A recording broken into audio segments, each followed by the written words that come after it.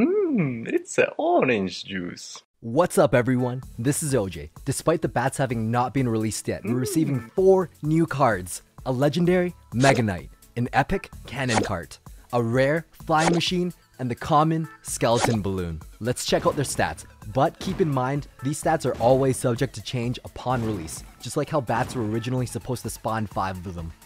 He lands with the force of 1,000 mustaches, then jumps from one foe to the next, dealing huge area damage. Stand aside.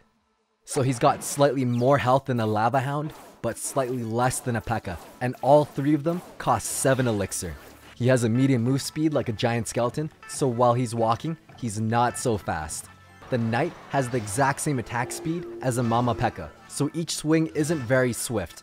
When he spawns, it's like an Electro Wizard spawn damage. This ground stomp deals slightly less damage than 3 fire spirits, paired with a log, and you can wipe out the fireballies like Electro Wizard, Musketeer, Wizard, Barbarians, Ice Wizard, and the Witch.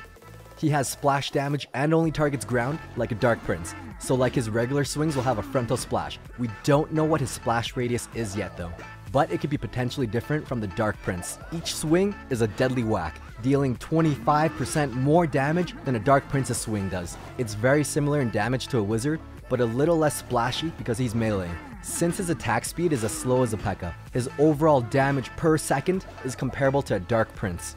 He has a very similar mechanic like a Bandit, except he leaps in the air. I don't think he's invulnerable like the Bandit is, and his charge time may vary. Just like the Bandit, the connecting dash or leap will deal double the damage on impact, making him extremely mobile and devastating. You never want the Mega Knight to connect to your tower. A cannon on wheels? Bet they won't see that coming. Once you break its shield, it becomes a cannon not on wheels. It costs 5 elixir and is a moving cannon that is not classified as a building until its wheels fall off. Cart has 696 shield health and 696 base health. Both will survive a fireball, but a lightning will knock off the shield. The lightning won't retarget twice because it's a similar mechanic like the Dark Prince's shield. It has a fast move speed, traveling as fast as an Electro Wizard can waddle. Its range is exactly 5.5 tiles, sharing the exact same range as an Ice Wizard. It only targets ground units like a regular cannon, costing 5 elixir. This is a pricey ground targeting building unit thing. It shoots at a rate of 1.2 seconds. This is the same attack speed as an archer, so it's relatively fast, but nowhere near Expo fast. Each cannonball deals 203 damage. The interactions per attack are very similar to one Lumberjack swing. It will not one-shot Dark Goblin, Princess, or Archers. Since its attack speed is a bit slower, it deals slightly less damage per second than a Musketeer does, but that's still pretty handy and can prevent a lot of damage from a giant. Onto the Flying Machine. The Master Builder has sent his contraption to the arena.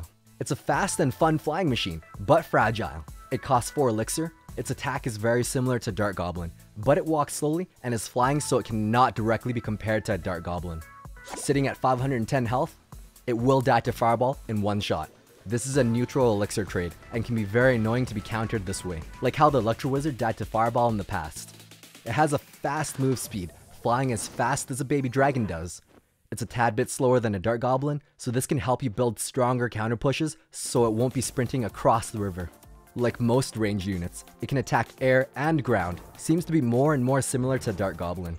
With a 6-tile attack range, it's the same as a Musketeer, but it's the first flying unit with this massive range. Pair it with a giant, and it'll be able to assist the giant in sniping away the Inferno Tower safely across the river. With a 1-second attack speed, it shoots a tad bit slower than a Dark Goblin does, but it will attack a 0.1 second faster than a Musketeer can. With 142 damage per hit, each shot is very similar to a Baby Dragon in that it cannot one-shot stab goblins, but it will one-shot spear goblins. With 142 damage per second, it has the same DPS as a Dark Goblin. Strictly in terms of attacking, it shares many similarities and can take out a Baby Dragon pretty fast if it's protected. Though there are some differences between the Flying Machine and the Dark Goblin. It does cost 1 more elixir, has more health, moves slightly slower, and it flies, so it will not die to the log like a Dark Goblin can.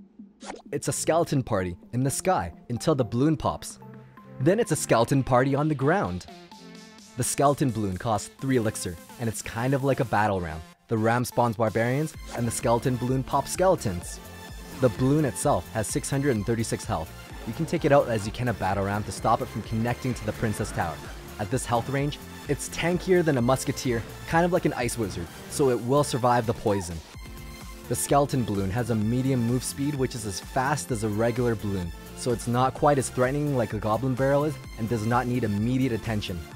If it connects to the tower, it will release 8 skeletons onto the tower, kind of like an instantaneous graveyard. The skeleton balloon only targets buildings just like the regular balloon, so it's safe to assume it has the same sight and aggro range where you'll have to perform a 4-1 plant to defend against it. Thanks for watching, stay tuned for more Sneaky OJ.